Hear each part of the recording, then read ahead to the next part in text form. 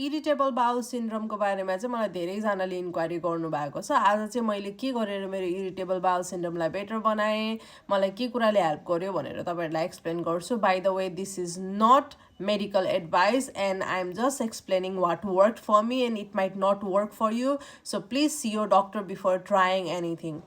अनि 2020मा चाहिँ मैले एकदम धेरै अल्टरनेटिभ थेरापी नेचुरल मेडिसिनको बारेमा रिसर्च गरिरहेको थिएँ for my mental health issues.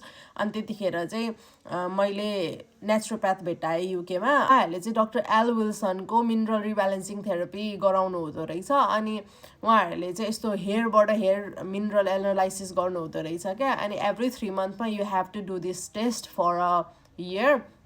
अनि एभ्री 3 मन्थमा चाहिँ तपाईँको प्रोग्रेस के हुँदैछ भनेर उहाँले त्यहाँबाट चाहिँ छुट्याएर तपाईँको प्लान चेन्ज गर्नुपर्ने वा सेम राख्नुपर्ने त्यसरी तपाईँहरूलाई चाहिँ गाइडेन्स दिनुहुन्छ। मेरो हेयर मिनरल टेस्ट गर्दाखेरि चाहिँ मेरोमा copper toxicity, mercury, lead toxicity सबै देखियो होइन। अनि मेरो बडीले चाहिँ यति धेरै क्याल्सियम बनाएको रहेछ क्या।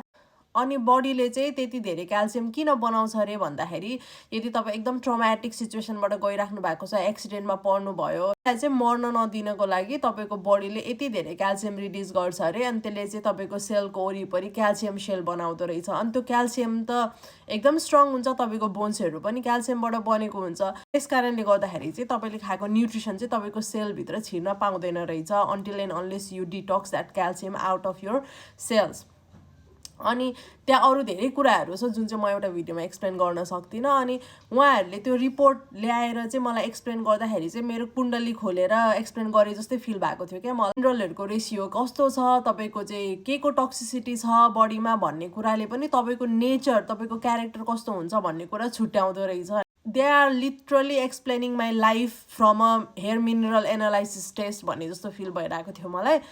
And then they gave me supplements, they gave me a plan होइन, how to eat, what not to eat. अनि हामीले चाहिँ अब स्पिनिचहरू एकदम धेरै खान्थ्यौँ नि त त्यो टाइममा। अनि स्पिनिचहरूमा चाहिँ अक्सलेट्सहरू हुँदो रहेछ। अनि अक्सलेट्सले चाहिँ तपाईँको चाहिँ ग्यास्ट्रो इन्टेस्टाइनल ट्र्याकलाई एकदम इरिटेट गर्छ अरे। नेचुरल मेडिसिन डक्टर्सहरूले चाहिँ हरेक कुराहरू डिटेलमा एक्सप्लेन गर्नुभयो क्या मलाई त्यतिखेर, जुन चाहिँ आजसम्म मलाई कुनै डक्टरले गराएको थिएन। हामी क्युकम्बर खान्छौँ, वाटरमेलन खान्छौँ नि त, अनि दे आर चाहिँ नट न्युट्रिसन डेन्स फुड रे।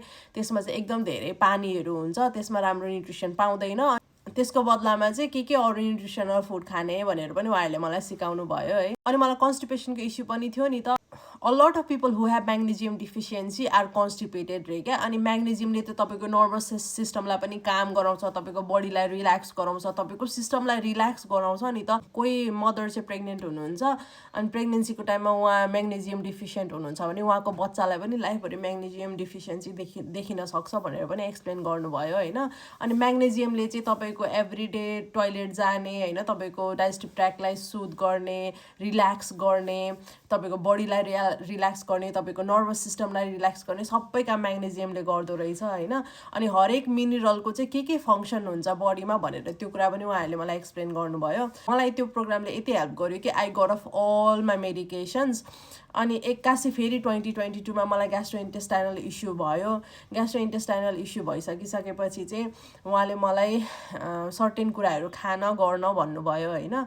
अनि मैले चाहिँ त्यो एउटा तातो क्या, हामीले चाहिँ अहिले रेड लाइट थेरापीहरू युज गर्छौँ नि त, उहाँले चाहिँ मलाई हिट ल्याम्प अर्डर गर भन्नुभयो। अनि मैले एमाजोनबाट हिट ल्याम्प अर्डर गरेँ। अनि त्यो हिट ल्याम्पले चाहिँ तेरो पेट जहिले पनि सेक भन्नुभयो क्या। सक्छस् भने सोना गर, सक्दैनस् भने पेटमा चाहिँ जहिले पनि हिट ल्याम्पले सेक भनेर भन्नुभयो। त्यो मैले गरेँ है। अनि अर्को मैले के गरेँ भन्दाखेरि उहाँले मलाई स्लिपरी एल्म भन्ने एउटा रुखको बाहिरको बोक्राको पाउडर हुन्छ क्या, स्लिपरी एल्म, अनि अर्को एउटा हर्ब हुन्छ मार्समेलो रुट, अनि त्यो दुईवटा चाहिँ मिक्स गरेर पानीमा पकाएर चिया जसरी खाऊ भन्नुभयो क्या। अनि त्यो चाहिँ लेदो जस्तो हुन्छ क्या, चिपचिप हुन्छ, तपाईँको स्टमकको लाइनिङलाई कोट गरिदिन्छ अनि इरिटेसन हुनबाट जोगाउँदो रहेछ। अनि मैले एभ्रिडे एलोभेरा जुस पनि खान थालेँ। अनि अर्ग्यानिक बोन ब्रोथहरू पनि अर्डर गरेर मैले एभ्रिडे मर्निङमा खान थालेँ। अनि मैले चाहिँ हाइड्रोलाइज्ड कोलोजिनहरू, मरिन कोलोजिनहरू पनि खान थालेँ।